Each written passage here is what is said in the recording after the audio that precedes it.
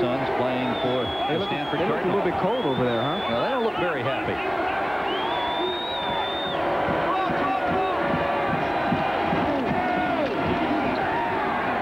Frost tries to throw it away.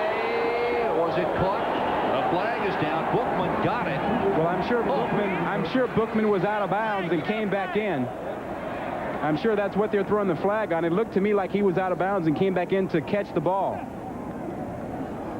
Well, I don't see any Oregon Ducks clapping their hands.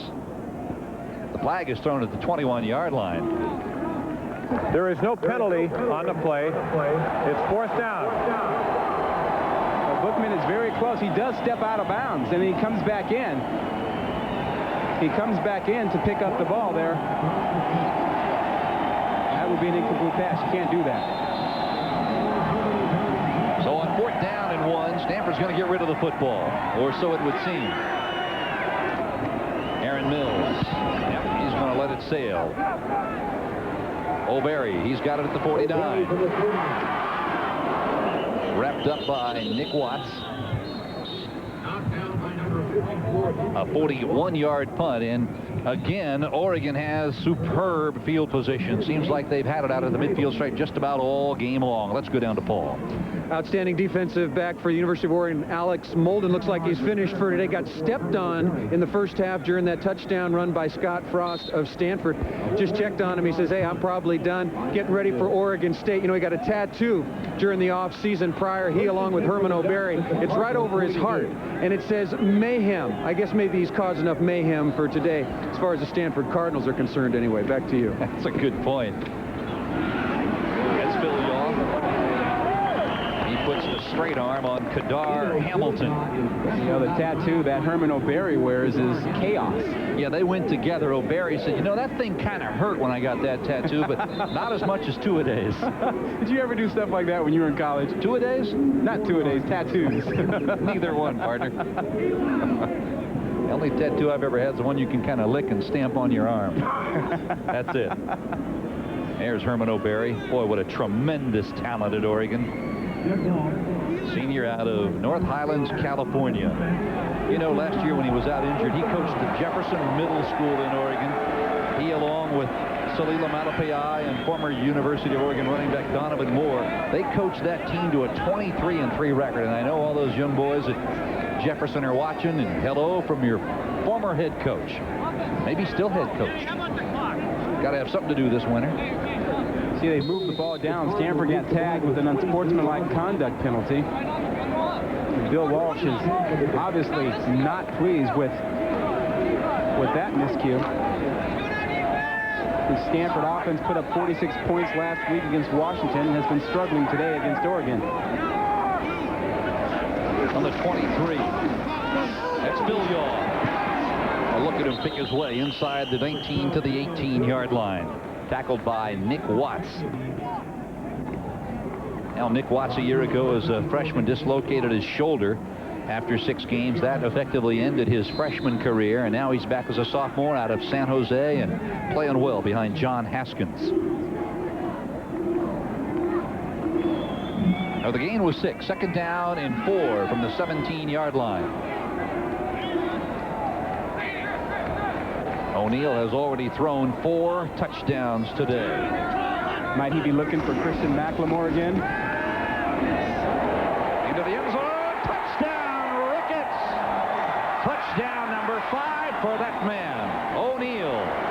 What a ball game.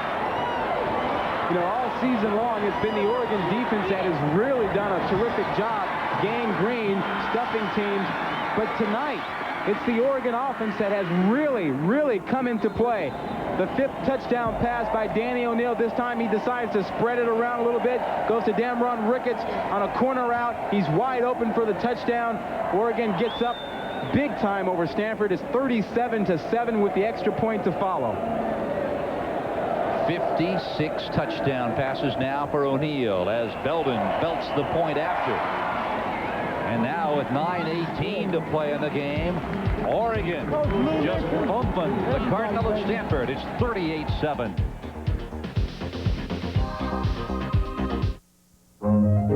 Investing It sounds simple enough until you get into it.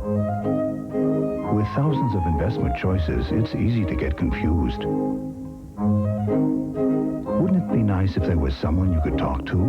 An expert who could show you the way? Well, there's a Great Western Financial Securities Advisor at your local Great Western branch. And that's just a few doors away.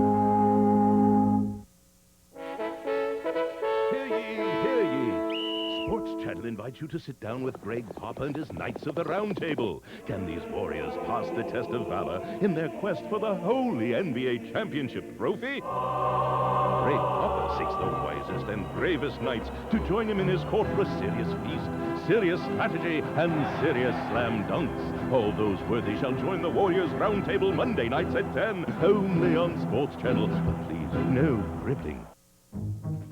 Nowadays, you see more and more Alamo cars in America's business regions. From the Sun Belt to the Grain Belt to inside the Beltway. You see our Cadillacs on Wall Street and our convertibles in Tinseltown. No matter which belt, coast, or loop you travel to on business, you're in Alamo territory with more on-airport locations than ever and all the miles free, including those in places where doing business isn't all business. Before the game, Brian Weber brings you around the Bay. Scott Farrell is on the bench, and Ken Norton Jr. takes you inside the 49ers. Sports Channel tonight, live at 7 p.m. right before every Warriors game, only on Sports Channel. Now you wonder what they're going to write about him now at the Portland Oregonian.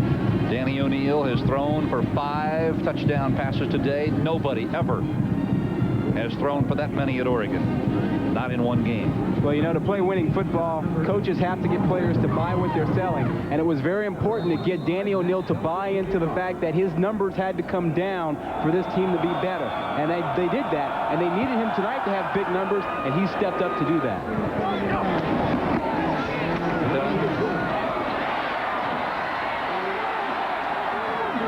Boy, is he whacked at the 31-yard line. And I mean whacked by Brian Collins. Damron Ricketts turned in that last touchdown catch for Oregon. Along the sideline, he was looking for his friends and sending out a shout to Corey Murphy, the wide receiver for Oregon, who was injured earlier this season. Had to retire because he had a bruised spine, and Damron wanted to let Corey know that he was thinking about him. Frost thus far in the game, 9 of 22 for the sophomore, 123 yards, but he's found a couple of ducks. Now does a 360 out of trouble. And I'm telling you, Ethan Allen paid the price for pulling that one in. And Reggie Jordan led the duck charge. Wow. Jordan really did lead a charge. Allen got sandwiched that time, and there you see again on the sideline the guys who scored the touchdowns for Oregon, McLemore and Ricketts and Ahmad Rashad in the leather coat walking away. What a great feeling for those guys. Ahmad Rashad, a great guy, coming over saying, hey, you know, I used to score like that. Well, you know who used to pitch Ahmad Rashad's footballs when Ahmad was at Oregon? That would be Dan Fouts. Dan Fouts. Dan Fouts would be in the stadium today somewhere. Second down, and make it second and 9. Caught over the middle by Justin Armour. Oh, what a great career, Justin Armour. With his 5th catch of the evening. And he's such a big receiver that smaller guys have difficulty dealing with his size and strength. See how he maneuvered himself to get inside of O'Berry? You know, 6'6", 210 pounds, 215, that's real tough to work against. And Armour, of course, just awarded a scholarship from the National Football Foundation for his outstanding scholastic aptitude. First down. Play action cross looking near side. Again, it's caught. This time it's Manning, Brian Manning. Sophomore out of Kansas City, Missouri. Frost led him perfectly. Manning dived and pulled it in. Now, I really think that Brian Manning is going to continue to have a great career and put up some big numbers at Stanford. You know, he's got great speed, but watch the great concentration in hands. He's made a number of catches like this at Stanford in only his 2nd season. Beats his man, gets some separation, watch him keep the ball up, pull it in, and take the pounding of the turf. Great effort. Lamont Woods is the man who covered him. It's a first down for Stanford at the 25. Bookman hurdles one player on his feet at the 20, and a run out by Jeff Sherman. Anthony Bookman scampers around line. Now, you were talking about Jeff Sherman earlier. 4 years ago, a walk-on at Oregon. Everybody said he was too small. 5'10", weighed about 165. They said he was too slow. Boy, has he matured. Watch Stanford here. They're going to pull their guards and get them out here, and you will see 78. Brad Badger. Badger is a guy who really gets the great block. Watch him lead through here. There's a seal off. He keeps two guys from getting outside to Bookman. That's great blocking. 2nd and 3. Bookman again. And this time it was Jeff Bucky, the right tackle, who cleared the way. I'll tell you, Badger and Bucky on the right side, they're both coming back next year, and that's not a bad place from which to start to build an offensive line for 95. Oh, not bad at all. Bucky was perhaps considered the best lineman coming out of high school, out of Bakersfield, when he showed up. Stanford wanted more linemen like him, guys who are very big but very athletic, so that they can run the perimeter game. They can pull and get out on the sweep, and they can run traps. Now, the other three guys on that Stanford offensive line, T.J. Gaynor, the center, Mike Jerich, and Seth Dittman on the left side, will all be gone when the ball of 95 arrives. Frost, wide open at the 10-yard line, and Tony Klein can't hold it.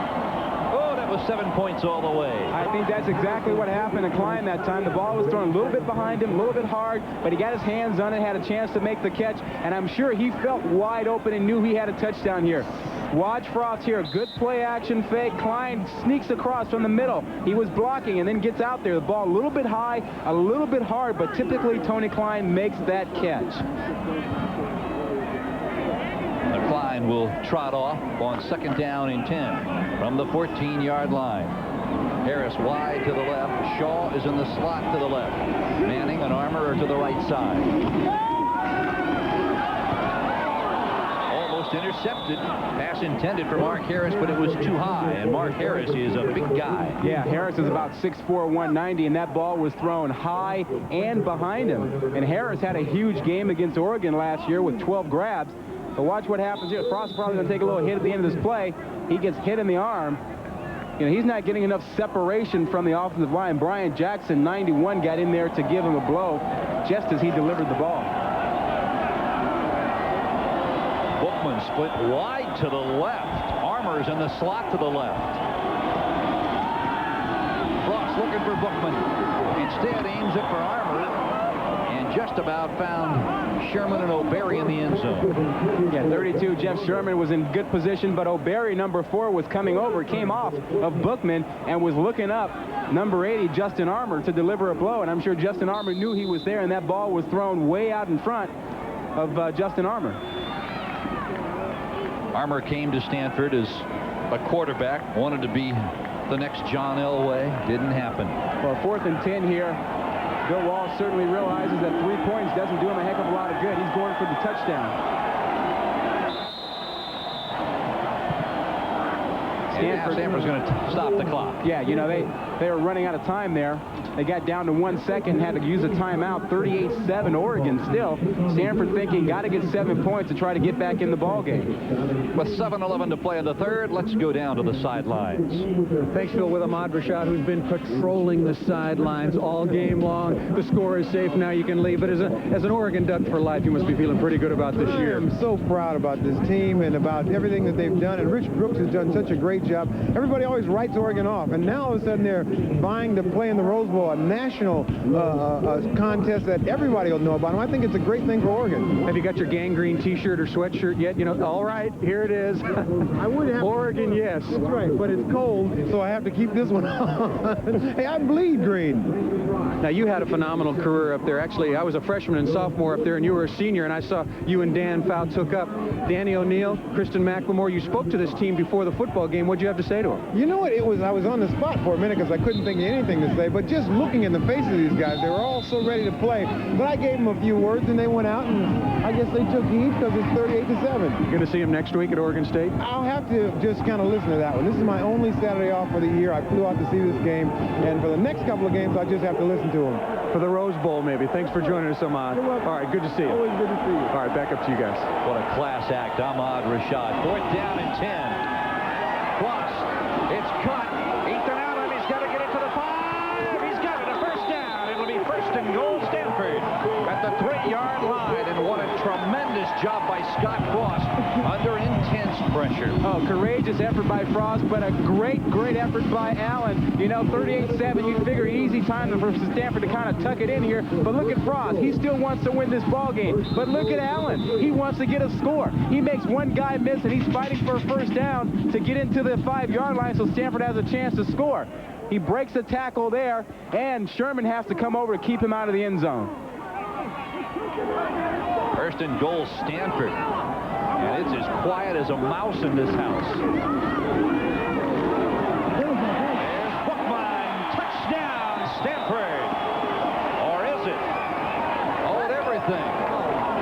He's into the end zone. Now they're going to call him down. Yeah. Shy of the goal line. Well, he thought he was in. He thought he was in. They're going to mark him a little bit short. I thought he was in too, but maybe his knee touched down. But from this angle, I thought he got in there. Great cutback by number 4. Good blocking up front. Now watch him cut back in here. Bam, right now he decides to cut it up and get inside, and he doesn't quite get in there. His knee touches down, and his shoulder touches down before he crosses the goal line. There you see it clearly. The ball did not get across the goal line. Bookman this time. There'll be no question. Touchdown, Cardinal.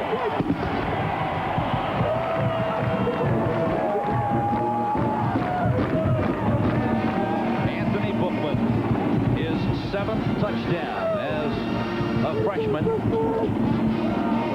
little more than a month ago, he ran for 138 yards versus UCLA. And he's going to be an awfully good one. Oh, certainly. He's a good one right now. Just power blocking straight ahead. Bookman dives up over the pile to get into the end zone. He's only about 5'8", 5'7", and he needs all of that to get across the goal line. Mills from the hold of Frost, and it's there. 5:57 left in the 3rd. Stanford trying desperately to get right back in this one. Anthony Bookman up and over the pile. It's 38-14 Oregon. It's time for friends to fly free on Southwest Airlines. Wake up and smell the coffee. And people are friendlier than ever. Just make reservations at least a day in advance and buy your round-trip ticket at Southwest's regular low unrestricted fare, and a friend flies with you, free, anywhere we fly. Joe, Dad, what do you think? Friends fly free on Southwest, the low-fare airline. Call 1-800-I-FLY-SWA. To discover the real difference between the world's 2 leading soft drinks, we're implementing an anthropological study. Chimp A will be allowed nothing but Coke. Chimp B, nothing but Pepsi. The results are astounding. The chimp that drank Coke showed improvement in motor skills. The chimp that drank Pepsi, however, disappeared. Hello? It's him.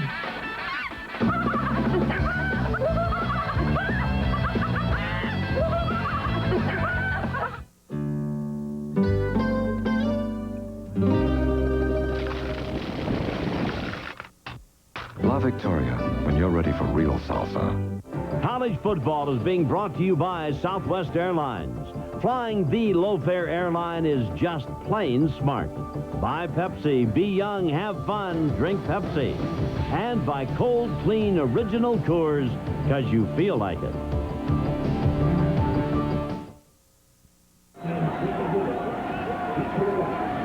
.57 to play in the 3rd quarter. The Oregon Ducks out in front of Stanford 38-14. Southern California has already won today. They knocked out Arizona 42-28.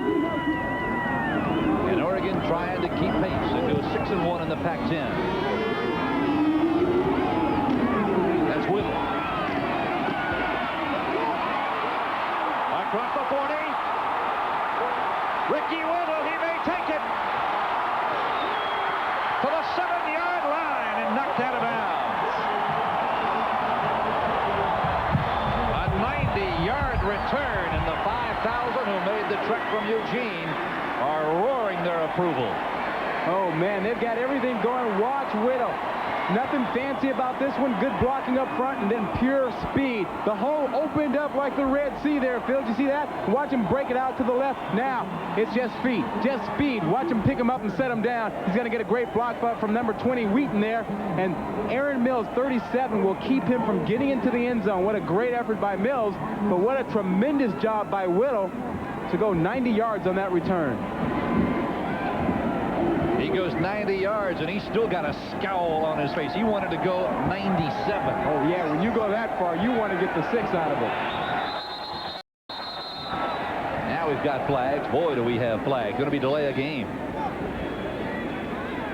Danny O'Neill, Ricky Whittle and company spending a little too much time gloating over that one, and wisely so.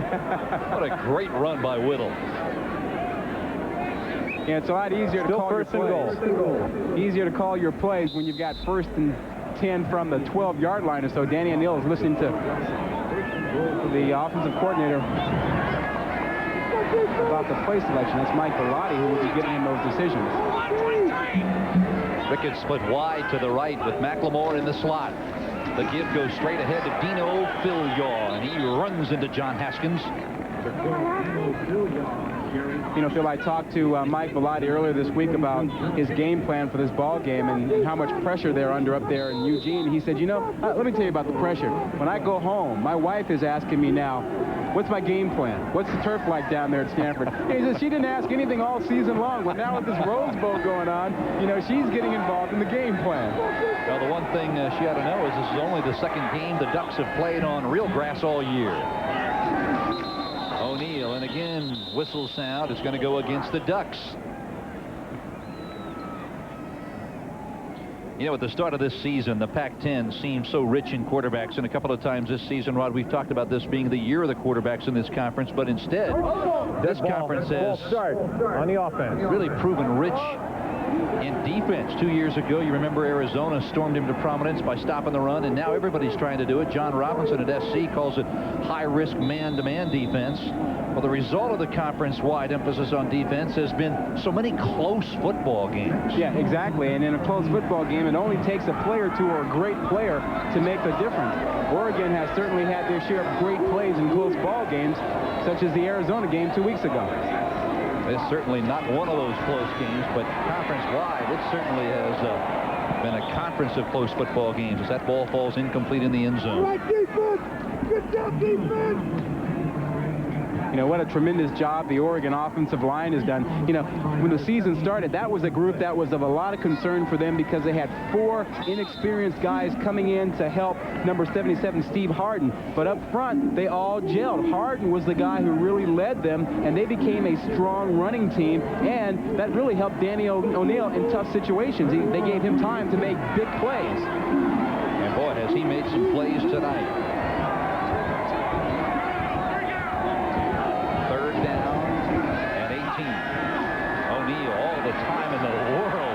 Shoots it to the near side, in and out of the hands of Pulao Malapayai. He dropped one on the first quarter.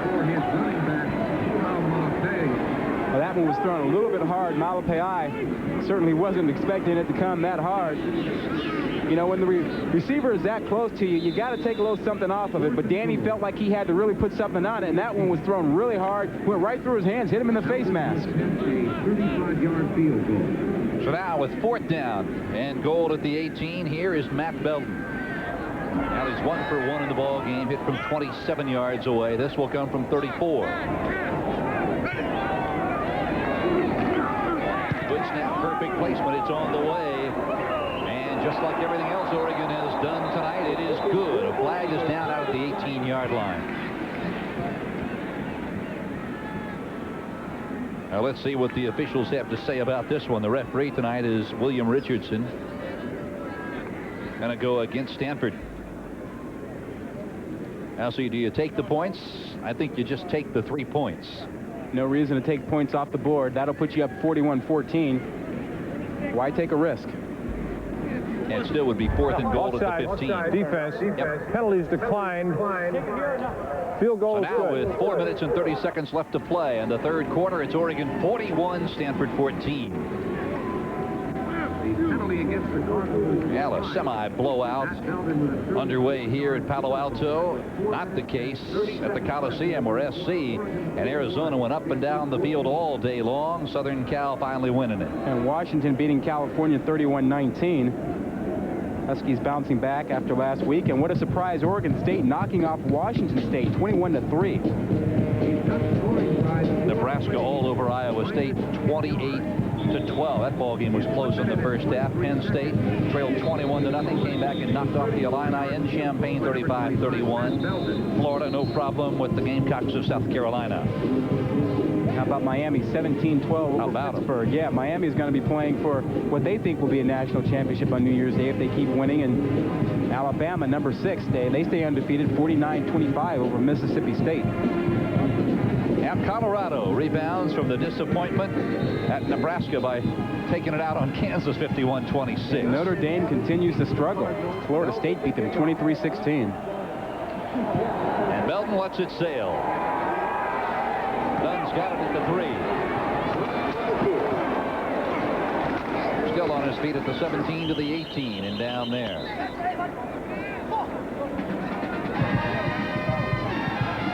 So once again, here comes the Stanford offense, and it's Scott Frost who's going to lead them out. We saw Mark Butterfield warming up at the start of the third quarter, Rod. Not surprised at all that Walsh and offensive coordinator Terry Shea have decided to go with Scott Frost the rest of the way.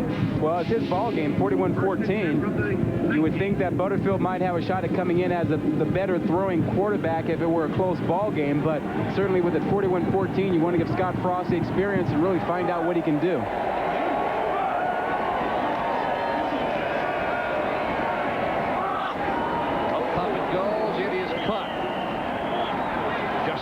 Just keeps adding to those totals, and Jeff Sherman took him down. Let's go down to the sideline, Paul. And with a very special guest, and disappointed, I'm sure, all-time winningest quarterback here at Stanford, Steve Stenstrom. You got that hand wrapped up. You had surgery this week. Obviously, you'd love to be out there in a game like this with Rose Bowl implications. Yeah, I'd love to be out there. It's going to be fun to be playing against Oregon. They're on a roll this season. It'd be fun to try to knock them off, but didn't work out that way. And the team's trying hard, and we'll come back next week against Cal. All right. Now, speaking of the hand injury, you had surgery to your little finger. Will you be healthy in time to play in some of the All-Star games and hopefully rise your stock a little bit? Well, I hope so. I'm looking forward to playing the Shrine game on January 14th. That's when hopefully my next appearance will be, and that's what I'm trying to recover for, and I'm working hard towards that date. Doctors are optimistic about it, and so am I. How much did it help you playing for Bill Walsh the last several years in terms of being ready to move right on into the NFL? I think I got a invaluable source of information and knowledge and playing experience under Coach Walsh. It's just going to really carry over to the next level, and I'm excited to see how well I'm prepared to play in the NFL next year. Now, Scott Frost is a very different style quarterback than you are, not a traditional drop back sort of passer. Is he going to be the quarterback of the future, and does Bill Walsh start running some option? Is this a different situation on the farm now? Well, no, I think Scott's doing a fine job out there right now. He's just got some unfortunate breaks. Oregon's playing real well on defense. They're playing very inspired, so it's a tough kind of defense to play against when guys are really motivated to, they're playing inspired football, which is tough to play against. And unfortunately, it's just not working out our way. I think Scott's going to do a great job, and I'm looking forward to watching him the next couple of years. All right, thanks for joining us. Congratulations on a great career, and we'll see you playing on Sunday next year. All right, Steve Stenstrom, the winningest quarterback in Stanford history. Unfortunately, the hand injury has ended his career 2 games shy. Back to you. Yeah, there's no question, Paul. A class act, always has been, and you get the feeling he always will be. Steve Stenstrom. It's third down and 10 from the 36-yard line. Frost. Got to get 10. It is caught. Caught by Tony Klein, and he's got the first down and more. Down to the Duck 41-yard line. Chad Cota and Jeff Sherman combined to bring the huge tight end down. A very good decision by Scott Frost. He thought about running the ball, but moved up in the pocket and decided to throw it. And that's what you want to see out of him. You want him to make the decision to make the throw when he can. And he delivered the ball very nicely to Klein. Klein carried it on down the field to pick up the first down before being tackled by Ike Walker, number 29. Now Klein will walk off. The ball is spotted at the 42-yard line. 3:02 to play in the third. Oregon 41, Stanford 14.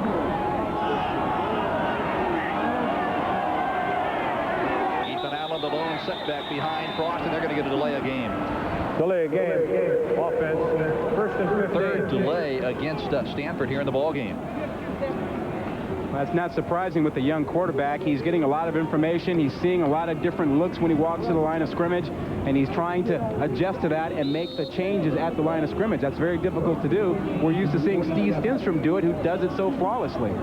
Stanford, their 8th ticket here in the ballgame for 80 yards.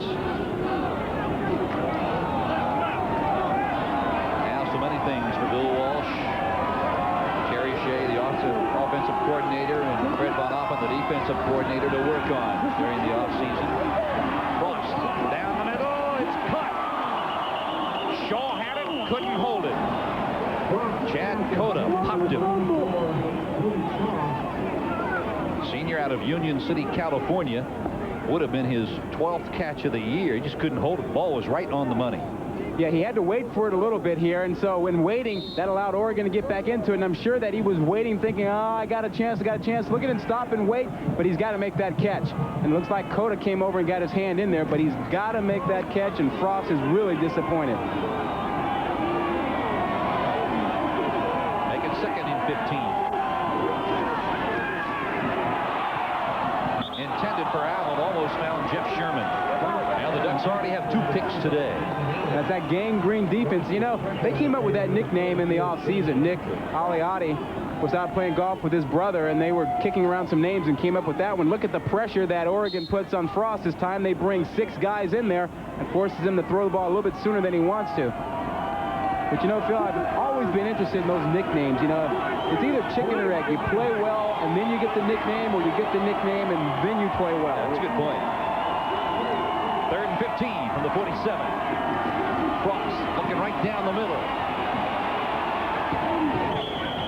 It's caught this time by Shaw. Problem is, about 10 yards short of a first down. It'll be 4th down and about 10, maybe 9. No question, Stanford's going to go for it. I think you're wrong there, buddy. I think they're going to kick this one away at midfield.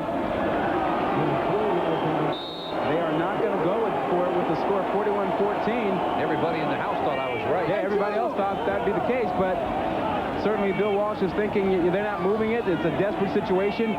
Play field position, pin them down. How about a fake punt? Nope. Mills is going to let it sail.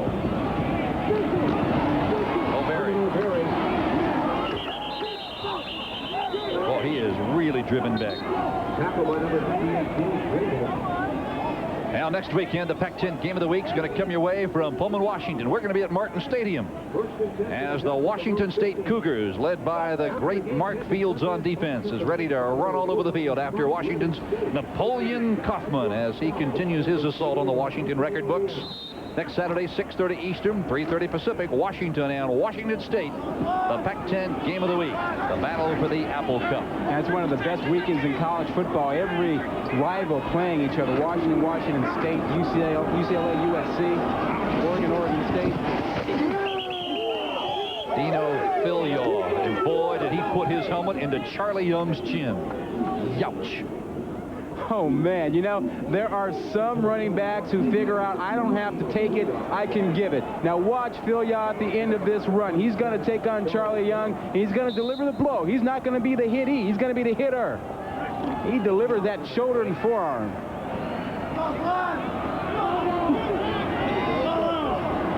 A first down at the 27-yard line.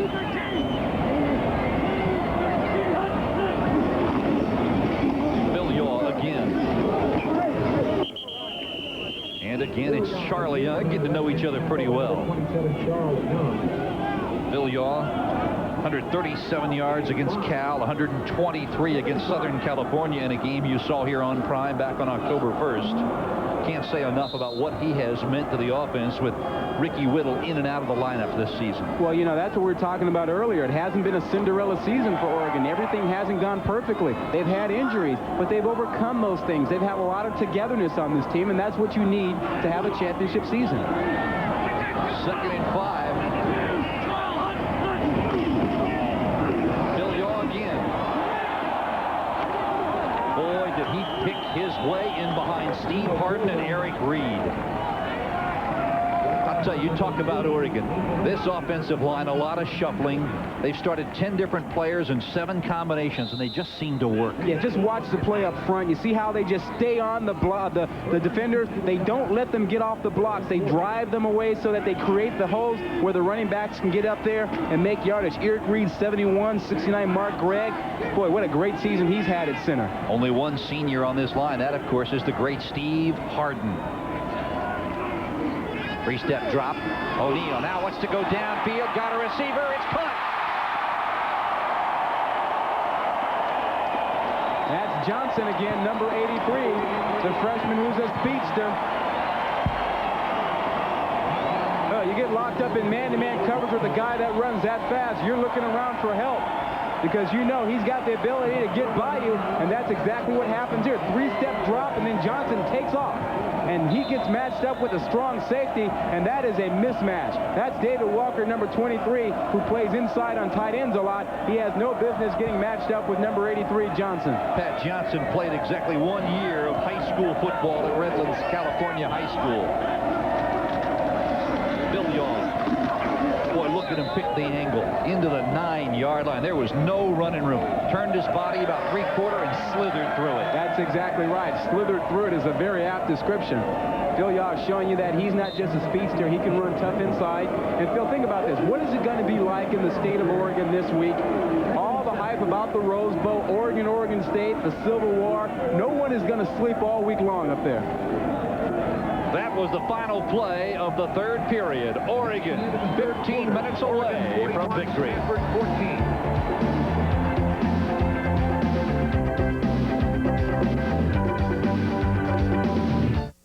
Get it moving. Keep on moving. Oh, yeah. Come on. Sing it, sing it. Yeah. And the silver bullet has the taste to keep it moving. Coors Light. Naturally brewed for a taste that goes down easy. Coors Light. Keep on moving.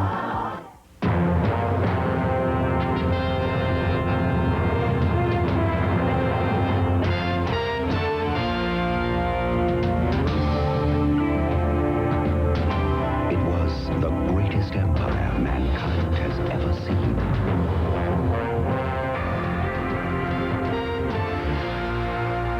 And it still is. Caesar's Palace. Relive the legend. Important job a young person can have today, barring military combat. You wipe up the sweat of the finest basketball players in the world. Mullen, Weber, Sprewell, Hardaway. Their safety is in your hands, gentlemen. Those fancy, expensive sneakers don't mean a damn thing without a clean, dry floor. Take a deep breath, boys, and inhale the right musty odor of a job well done.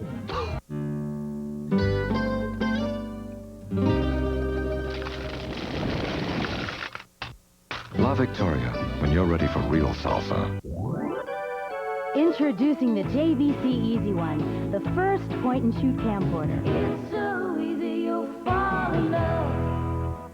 Down, boy. Down, boy. Heel. Lay down. Lay down. Good dog. Lay down on D. NHL 95 EA Sports. Start of the 4th period, Oregon 41, Stanford 14. 3rd quarter notes are brought to you by Great Western. Danny O'Neal, take a look. 5 touchdown passes. That's a new Oregon record. Kristen McLemore on the receiving end of 3 of them. He got them all in the first half. And Stanford has begun their drives on the average at their own 16-yard line. Oregon has only played on half the field tonight. O'Neal crossing pattern. Touchdown, Oregon. David Griffin, the true freshman, has his first ever. Oh, what a great throw by Danny O'Neal. He threw that ball as a Stanford defender was running past the flight of the ball in the opposite direction. He was waiting for Griffin to run the slant to the inside and hit him perfectly for his 6th touchdown pass of the game. You'll see 21 Griffin come in from the left to the right, and watch him throw this ball. O'Neal does right past the Stanford defender who was going out to the flat. Here's Belden. And I'll tell you, that just absolutely silenced an already very quiet crowd here. With 14:56 to play, it's 48-14 Oregon. Boy, take a look. That equals a Pac-10 record set by Mike Pinkel. And I'll tell you, we got 15 minutes to play. He may get a shot at another one or two. Oh, my. Now the legend up around Eugene for so many years, Len Casanova. There he is right there. And he was the head coach 37 years ago when the Oregon Ducks last appeared in the Rose Bowl. Boy, take a look at that. Been around Eugene a long, long time. Still shows up day in and day out. They named their new athletic complex up there in honor of Len Casanova, winningest coach in the school's history. 16 seasons as the Duck head coach, and he's got to be loving what he is seeing so far today. There's Damon Griffin. You know, he said a couple of weeks ago, somebody asked him, how tough is it being a true freshman playing in the Pac-10? He said, you know what? It's not tough at all. The hard part was the two-a-days. Two-a-days? I remember three-a-days under Bill Walsh. Oh, man. Belton boots it away. Trying to bring it out. That's done. Knocked out by Belton, or I'm not sure if Dunn didn't knock Belton out. Well, and I think Dunn hurt himself as well. He dipped the shoulder and delivered a blow and walked off the field in some pain. Yep, he's hurt. You know, Damon Dunn only goes at about 170 pounds or so, but, you know, he's a tough guy. Drops his ball here. Knows he has to make up for that. Now he decides he's going to dish out some punishment on the kicker at the end here. Watch him dip the shoulder and deliver a blow right there. Hurt that shoulder with that blow. Oh, you see the way the left arm is hanging right there? I'll tell you what, when he heals, he's going to take a lot of ribbon for letting the kicker put him out of the ball game. Mark Butterfield has come on to quarterback Stanford. Butterfield, a senior. Quincy Jacobs has come into the ball game. He's a sophomore out of Thousand Oaks, California. Butterfield's numbers, he's only thrown 40 passes in his career. He's completed half of them. He's still looking for his first touchdown. He was the #2 quarterback for the last couple of years behind Steve Stenstrom. Saw some action in games in which Stenstrom was knocked out, particularly against the Washington Huskies. Lost the #2 position to Scott Frost this season, but now is getting a chance to play a little bit.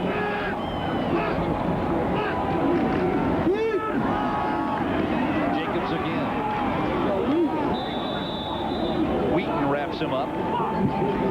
He wrapped him up big time. You know, Stanford runs their sweep a little bit differently than a lot of teams. They pull their guards to run their sweeps. Most teams pull one guard and they use the fullback to block on the end. But Bill Walsh has used this sweep for years. It's the old Green Bay Packers sweep, and I suppose if it was good enough for Vince Lombardi, it's good enough for Bill Walsh and a lot of other folks, huh? 3rd and 3. Butterfield. Quarterback sweep. He's got the first down. Chad Cota is the guy who took Butterfield out, but he picked up the first down. You know, Stanford really does have a very athletic offensive line. You saw Bucky again that time showing you how quickly he can get outside. Number 77.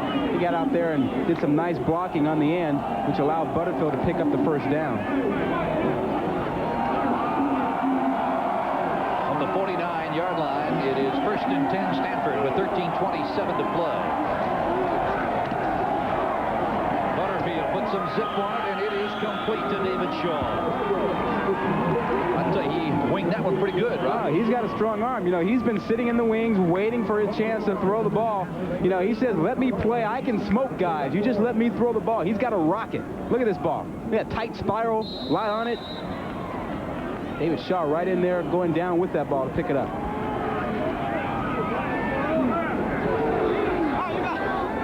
Here's the situation. Oregon trying to go 6-1 in conference play. Shoots it out to the flats. It is incomplete, intended for Adam Salina. In 37 years since Oregon has been to the Rose Bowl, Southern California won earlier today. They are also 6-1. Boy, there was a time when they just about had a parking spot at the Rose Bowl. Southern Cal, 10 appearances in 14 years between 1967 and 1980. But even the Trojans haven't been there in about 4 years. And they're only going to get there this season if Oregon stumbles next week against Oregon State and USC knocks off UCLA. That's the only scenario under which USC will make it. Well, as you said at the outset, Rod, the Oregon Ducks, if they win all the way out, they're going. Frost is back in at quarterback. Looking deep. It's caught. It's Armour. He's got it. A first down at the 15-yard line. Run out by Herman O'Berry. Well, this is Justin Armour's last game at Stanford Stadium. He came to Stanford out of Colorado as a quarterback. They moved him to wide receiver, played on a bowl team initially, and I'm sure that it's a very emotional time for Justin Armour to be finishing up his career here at Stanford Stadium, where he has done this so many times, caught so many passes in his career, and picked up so much yardage that he'll go down as one of Stanford's all-time great receivers. Allie is right behind Gene Washington now for most yards in a single season. Gene Washington had a great career with the 49ers and played with Jim Plunkett at Stanford. Frost looking end zone and throws it away. Flag down back at the 17-yard line. That'll stop the clock with 12:47 left.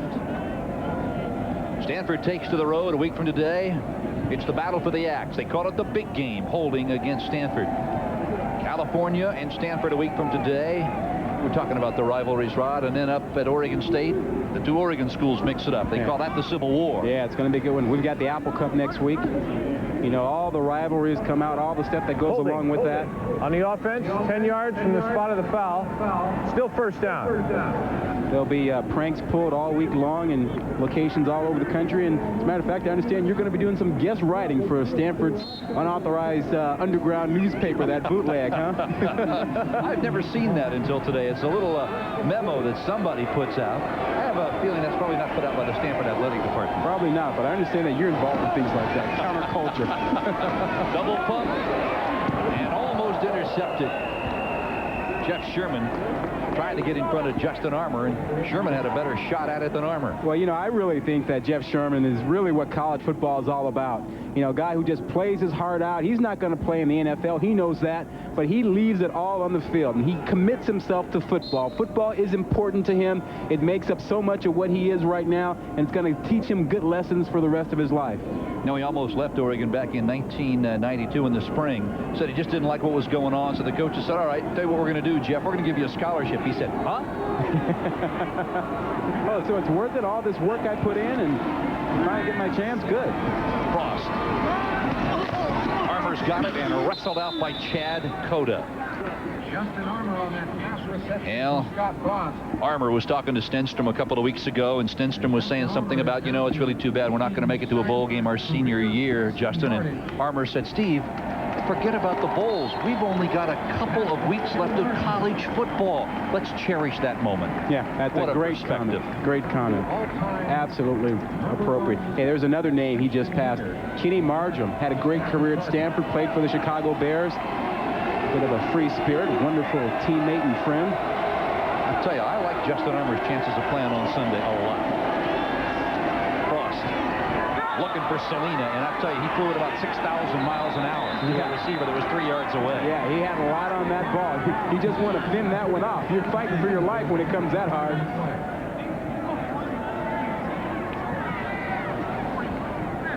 Got a flag down. Pass interference against the defense. First down at the spot of the foul.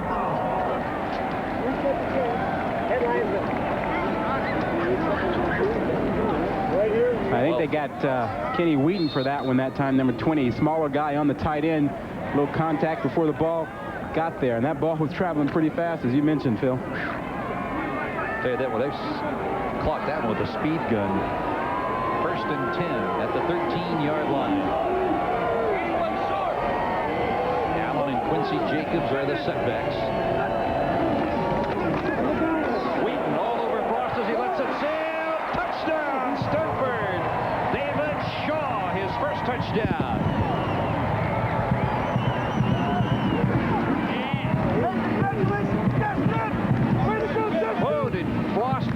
A pop from Kenny Wheaton.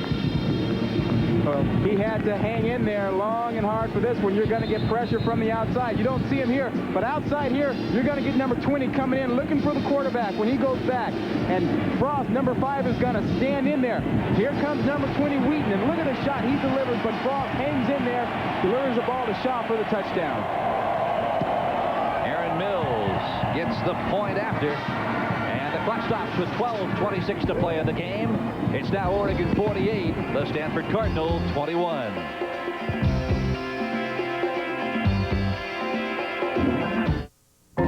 We're in show business. We're having fun. We're ringmasters in one of the greatest circuses of all time. Wow, that's great. California has a very special meaning around the world. It's about freedom. It's about choices. How about a pizza with potato on it? Peking duck, fried chicken. We have watched where businesses have limited ways in which the customer pays. And when our customer reaches for an American Express card, we gladly accept it.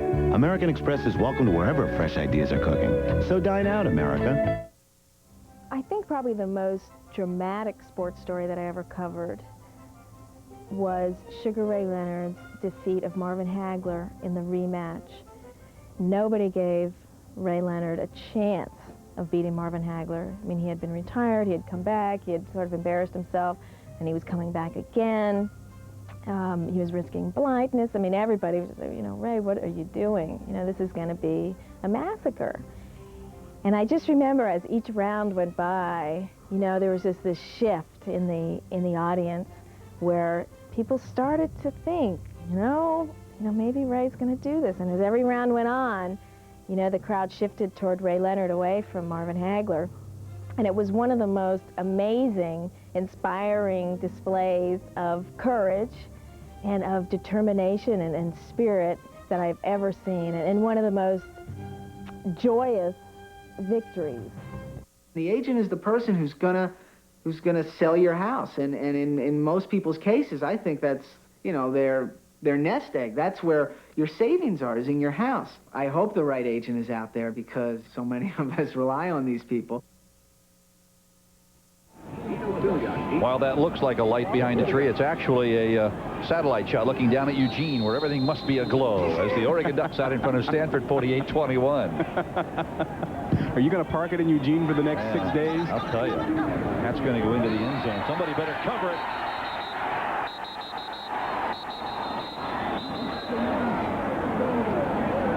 Officials blow it dead. And it'll come out to the 20-yard, make it the 35. Come out to the 20-yard line. And Tony Graziani is going to come on in relief of Danny O'Neill. And I'll tell you what, Tony Graziani, we saw what he can do against Southern California. He's a sophomore out of Modesto, California. And the Trojans, who you can bet are watching this one, are shaking their heads right now all throughout Los Angeles. Well, you know, that was a huge game, and had he not performed as well as he did in that ball game, Oregon would not be in a position to go to the Rose Bowl. That's Marcel Stewart. He's a sophomore out of Martinez, California. Had 10 carries a week ago. Now Danny O'Neill puts the lid on just one great outing. Well, when you do this, when you put that hat on, you're done for the day. And you can be done for the day when you've got numbers like that. 6 touchdown passes, 339 yards. He hasn't had a game like that all season. They didn't need him to have a game like that until tonight when Stanford took away the running game, and he responded with a big passing game. Marcel Stewart again. Flag is down as John Haskins drops him. And when this game began, Danny O'Neill was 8 touchdown passes behind Bill Musgrave with only 2 regular season games to play. Musgrave had thrown for 60 touchdown passes. O'Neill for 52. He picked up 6 today. He only needs 2 now next week against Oregon State. In the neutral zone. 5 yards. Repeat second down. Well, Oregon State does a real good job of attacking the run. Danny O'Neill may have a chance to throw next week for touchdowns. Now you look at Danny O'Neill, his career numbers, awfully good company, and that man there in white is still counting. Musgrave over 8,300 yards. He's ahead of Miller, ahead of Fouts. Only needs about 700 yards next week. From the 26. Ducks. Marcel Stewart once more. He needed 4 to pick up the first down. He'll be short. And the Ducks are going to have to give up the football.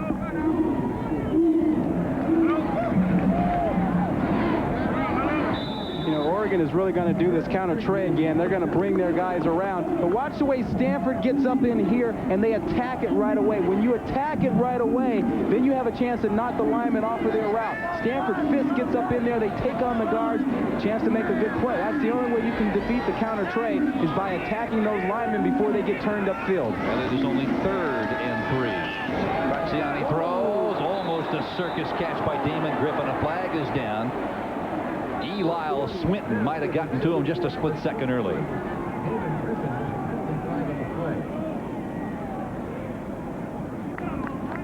It's going to be a first down, says Tony Graziani. Pass interference on the defense. First down at the spot of the foul.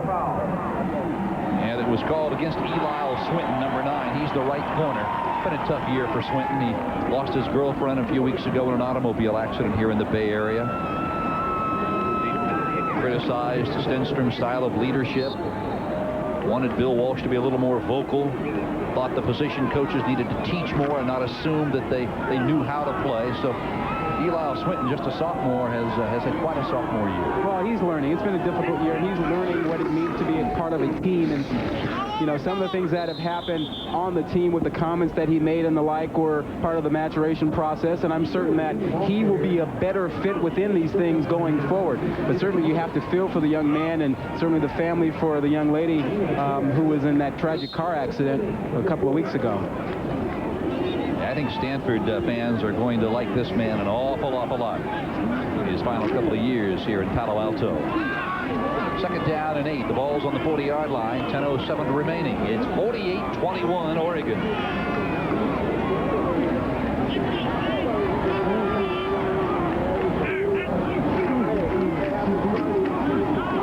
Stewart again. Yeah, there's not many people in Cardinal and white having fun except for the band. And the band always has fun. They could have fun in their own backyard with nobody else around. Doesn't matter, you know. They got in trouble about a week or 2 ago when they were down in L.A. They went over to the courthouse and were doing some playing over there. At least 20 or 21 of them were, and they weren't supposed to. You can't control a group like that, though.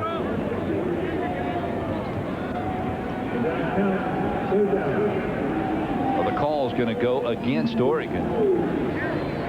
I thought you had to have fairly high SAT scores to get in here at Stanford. Now, Rod, you went to Stanford. Is that true or not?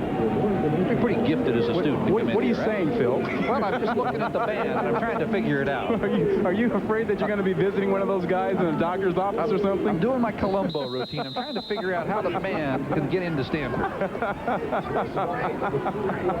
Now, check this out. Our producer, Jerry Romano, was just reminding me that this could be your next lawyer or doctor. But, you know, somewhere their parents are looking at this going, you know, I'm paying all that money, and that's what they're doing at Stanford? 3rd down and 23 for Oregon.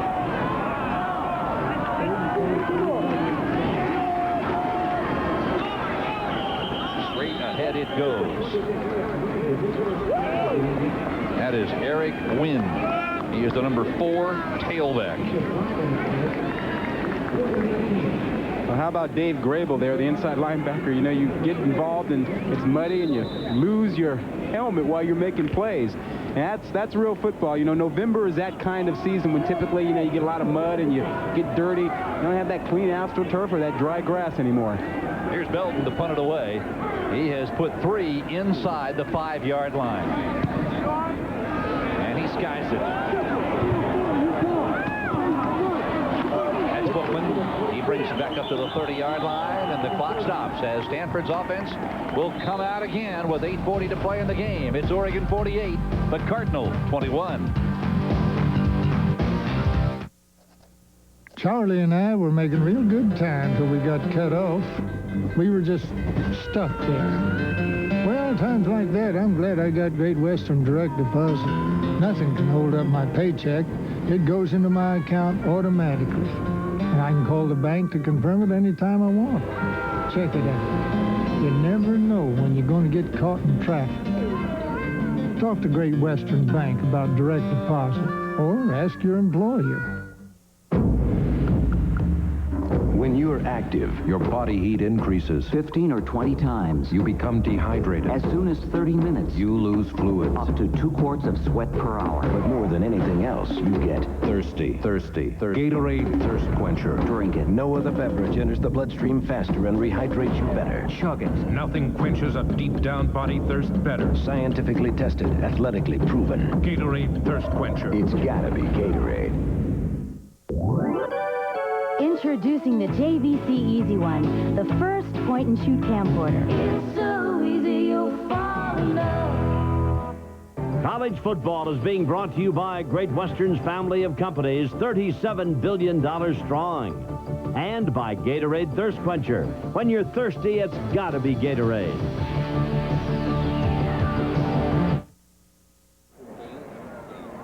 .8:40 to play in the ball game. The Ducks 48, Stanford 21.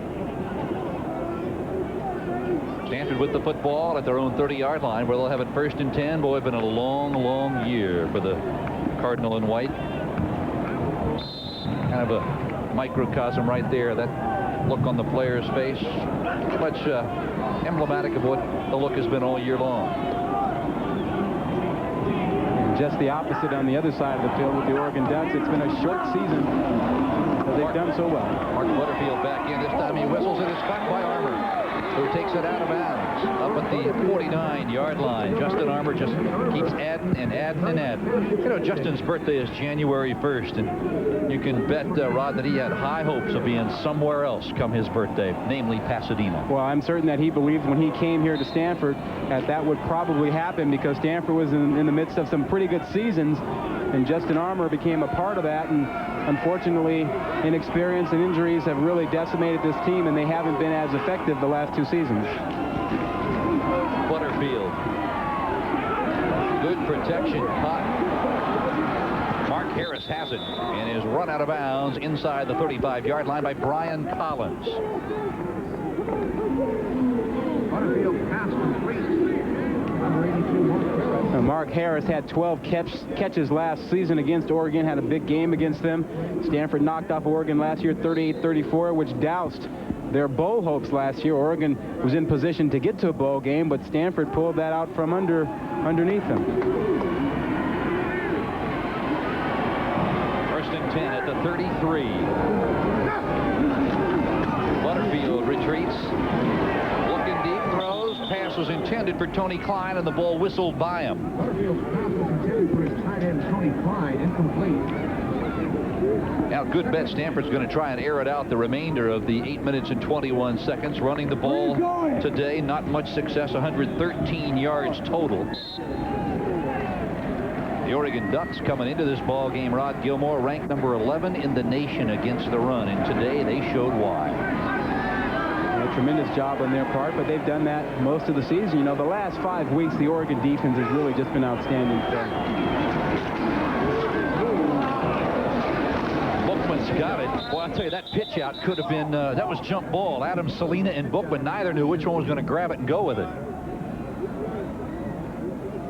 You see, looks like Jason White, he does a unique job of putting the black on his face.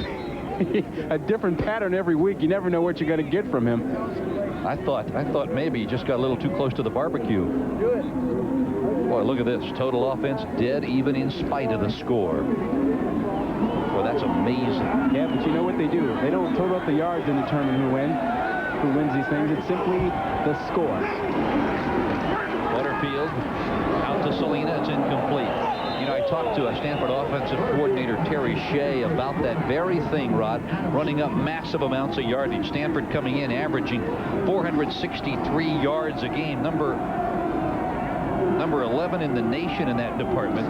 But what's interesting about that total is they're not putting points on the board commensurate with those totals. Yeah, you know, it's great to have the yards, and you get to control the clock and you keep the other team off the field, but the bottom line is you've got to get more points than the other team. 4th down and 9, and the Cardinals said, we've got no choice.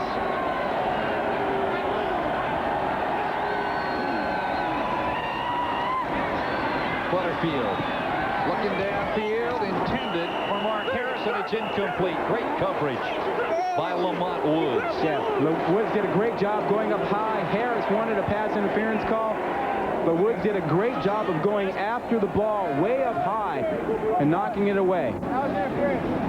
And this is really good coverage. Watch what happens here at the end of the play. Woods is just going to go up to the highest point. He's got the right arm on him.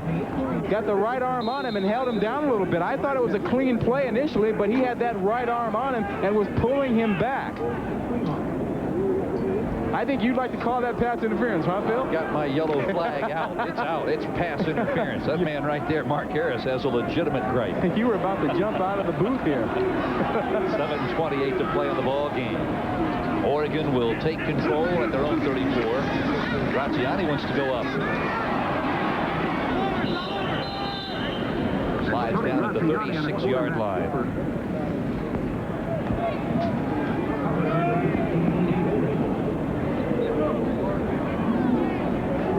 Now 48 points today. You've got to go back a long, long time to find the last time Oregon put this kind of points on the board, back to 1956 against Stanford. You know, it's been a long time since Oregon beat Stanford in a game that was particularly meaningful for Oregon. Historically, Stanford has been Oregon's nemesis, keeping them out of bowl games and knocking them out of the top rankings.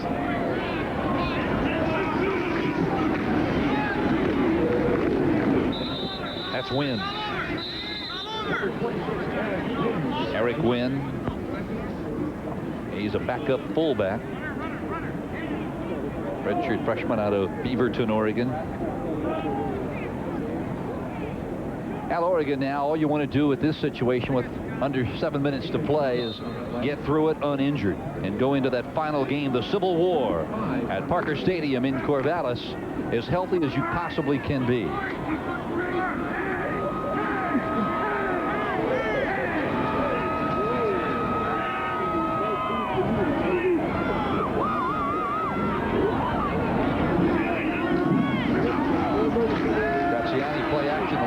Comes to the near side. It's caught by Pat Johnson. Yeah, I'm really impressed with Pat Johnson and how aware he is of what to do on a football field as a freshman receiver who only played 1 year of high school football. Now watch his presence here. He understands, okay, I'm near the sideline. I got to keep 1 foot in. He keeps 2 in. He is such a fluid receiver at such a young age. I mean, I think he's got a great future here in the Pac-10. Last year, he was a national high school sprint champion, one of the best age group runners in the world. 5:48 left here in the 4th period.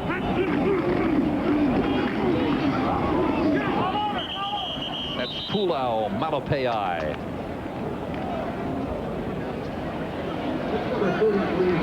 I'd say there's a lot of Malapei's over from Hawaii on this team. You just saw Pulau. Salila's the nose tackle. Tassi is a backup offensive guard, just a sophomore. He's suffering from a bruised shoulder this week. But the Malapei connection is alive and well in Eugene, Oregon. I suspect that Rich Brooks and his staff will be making more trips out to the Great Island, to Hawaii. Vacationing? And prospecting. A little recruiting. There's Eric Wynn again. That man out of Beaverton, Oregon. Under 5 minutes now and rolling. Oregon 48, Stanford 21.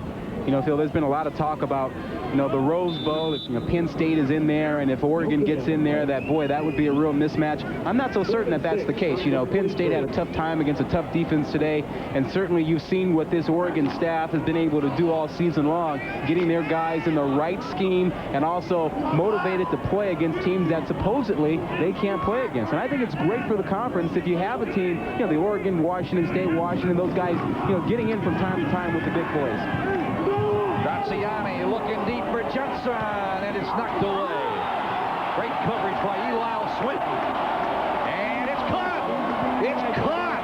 In the back of the end zone for an Oregon touchdown. Pat Johnson. He hauled it Eli Swinton did his job, went up high and knocked it away.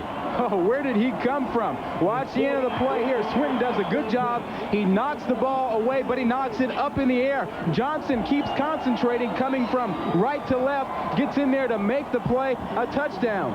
It's been that kind of year for Stanford, and it's been that kind of a year for Oregon. 7 catches now for Pat Johnson, 128 yards and a touchdown for Oregon. Their 7th touchdown through the airways in the ball game. Whoa, and that has the Oregon faithful a buzz at the far end of this bowl. Matt Belton attaches the point after, and with 4:15 to play, it's 55-21. And watch number 9 coming into your screen. Swinton tips it away. Johnson says, "We love it."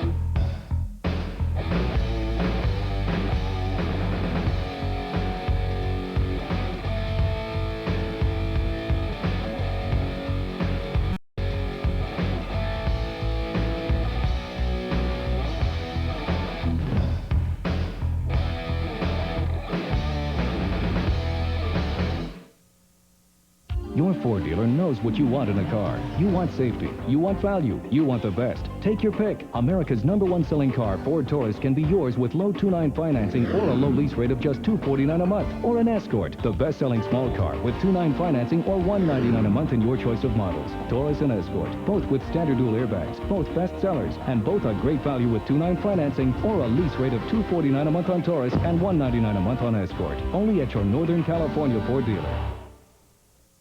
Sam and Skeeter are on their way to Reno for a little fun. And on the way, they're going to see a lot of California. There's a gas station. Restaurant. Yeah. There's a gas station. And a restaurant. And a gas station there. And a restaurant. Of course, you can get the same action and excitement at the Oaks Card Club in Emeryville, which is a lot closer to home. The Oaks Card Club, just off I-80 in Emeryville. Take the Powell Street exit, which is about where Sam and Skeeter started 2.5 hours ago. Good. Little motel. Oh, change of pace.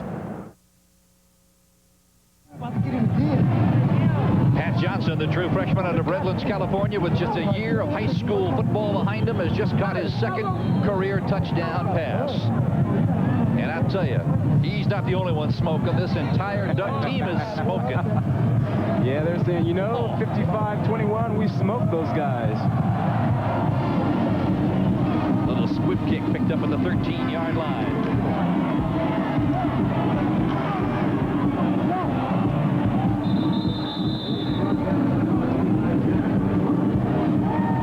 Evans brings it out across the 30 near the 35.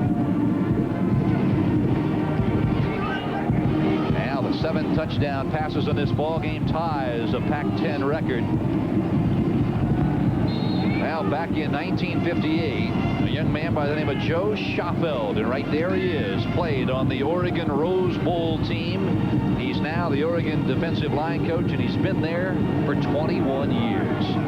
He went both ways on that team, and you see him there, and he's going to be going back to the Rose Bowl if Oregon can knock off Oregon State next week. Butterfield up and over it goes, and it is almost intercepted. Boy, Marlon Evans, had he just turned around, he would have been the gift of another one of those tipped passes that Pat Johnson pulled in a moment ago for Oregon's 7th touchdown. I thought you raised a pretty good point during the break, wondering what Oregon was doing throwing the football way down the field with a 48-21 lead and 4 minutes to go in the 4th quarter. You got an answer for it yet? I have not got an answer for it. I was hoping you would. No, I don't. I don't like to see teams throw the ball when they have big leads late in the ball game. I like to see them go ahead and run out the clock and get out of town. Butterfield sprints right, now throws, and it is knocked away. Intended for David Shaw. And it is caught. I thought it was knocked away. My eyes playing tricks on me? Man. Would that be the first time, Phil? It would be. Well, you see, Butterfield has a strong arm. Watch this. This is a frozen rope. You know, he doesn't move as well as Scott Frost. Not many people do. But he can really hum that baby out there. And David Shaw was there to make the nice grab right along the sideline.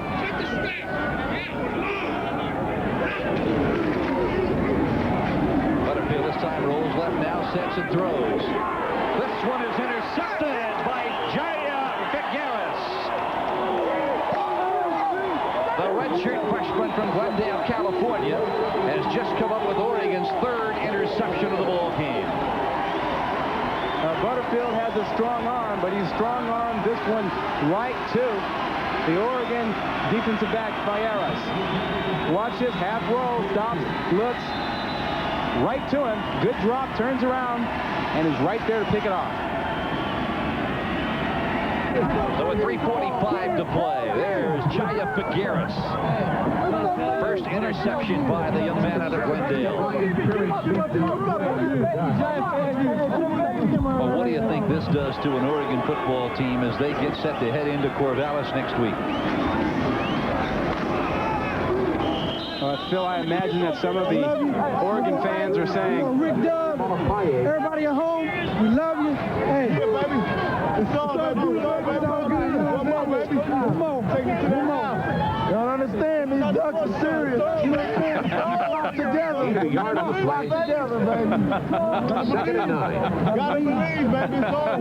It's up LA Cup. You know what I'm saying? oh man, they're ready. They are ready. You know, Phil, I was going to say that the fans up in Eugene, Oregon are probably a little bit worried already about next week, and they're thinking, well, save some of these points for next week. You might need some of them. Ryan Perry-Smith in at quarterback, but this is Marcel Stewart as he has a first down and out of bounds at the 44-yard line, and a flag goes down on the near sidelines. It could be a face mask against Stanford.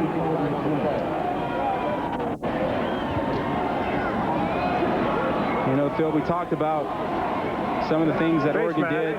5 yards will be tacked on to the end of the run. First down. Watch the end of the run here. You'll see the face mask show up. It will be an unintentional face mask. It'll be Charlie Young making the play here, and he just grabs on, but he'll let go with the left hand as he makes a tackle with the right hand. But Phil, we were talking about what Oregon did in the offseason. You take a look at Bill Walsh and what a tough season it's been for him, but certainly he's got to feel very good about the youth on his team and how strong they will likely be next season.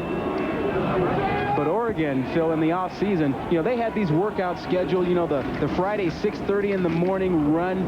Everybody had to be there. Rich Brooks was there to make sure that it would happen. I think when Rich Brooks said, okay, I give up being athletic director, I'm in this with you guys, I'm going to make sure everybody does what we're supposed to do, we're going to have one set of rules. I think that really got them believing, hey, this is the way it's going to be, and we got to be a part of this thing. And that was tested in the early season when they went 1-2. It could have been very easy for this team to splinter, but they stayed with their approach, and they hung together, and you see the result.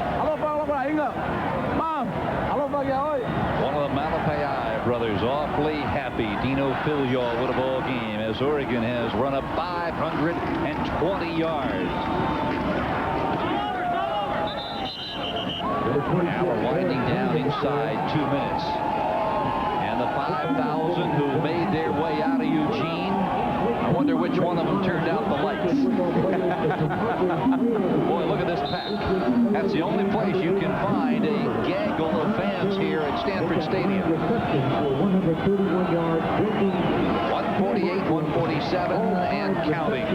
Well, if you believe in the dream stays alive for the Oregon Ducks and their fans. Another week, Oregon State, if they can handle that one, it'll be New Year's Day in Pasadena. And it won't be easy. Oregon State shocking Washington State today. Well, you know, Oregon has to get ready for the wishbone. And that's tough to do in a week.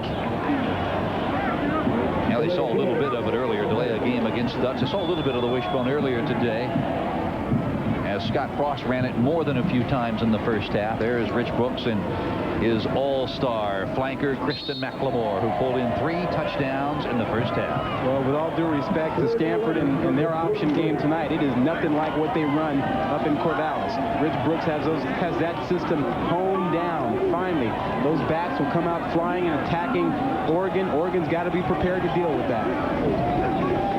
Ryan Perry-Smith, the quarterback. Again, that's Marcel Stewart, and he is dragged down from behind. Chris Draft, a true freshman out of Anaheim, California, took him down. Defensive play of the game is recognized as the stick of the week tonight. The stick of the week goes to number 48. State. You look at what they did, 21-3 over Washington State today at Parker Stadium in Corvallis. I'll tell you what, Jerry Pettibone, he's going to be laying in the weeds waiting for these Ducks. You know, Oregon State has played everybody tough this season, including, you know, the Huskies, Stanford. They lost those ball games, but they had shots in the fourth quarter.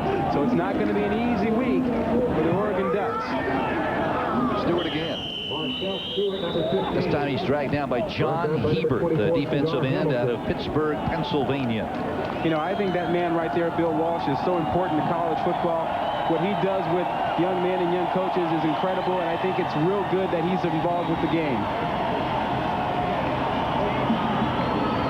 Final 25 seconds. Boy, what a joyous plane ride it's going to be for the Ducks of Oregon. There's Steve Harden, 6'7" senior from Snohomish, Washington. What a great career. How would he like to end it in the Rose Bowl? Yeah. How sweet a season for Rich Brooks. After all the heat he's taken up in the Eugene area over the years, I'm certain he's feeling very good about what his team has done this year. Butterfield tripped up at the line of scrimmage. First guy to get to him was Desmond Bird. Got up around his ankles. And that could be the final play of this ball game. You know, Bill Walsh said that he'd like to see the Ducks make it to Pasadena. He just wanted his team to be in a position to knock them off. But he said he was going to be pulling for them the rest of the way after this ball game. And that's it. The final play. Rich Brooks and the Oregon Ducks knock off Bill Walsh's Stanford Cardinal by a final count of 55-21.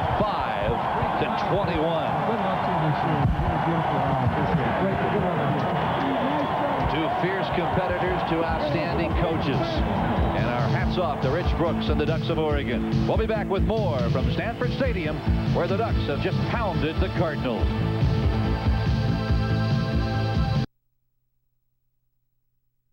On Oregon State, Jerry Pettibone and the Beavers trying to pull off the upset, keep the Ducks out of the Rose Bowl. Third quarter, 10-6 Oregon. Don Shanklin rolls out, hits Cameron Reynolds for 25 yards.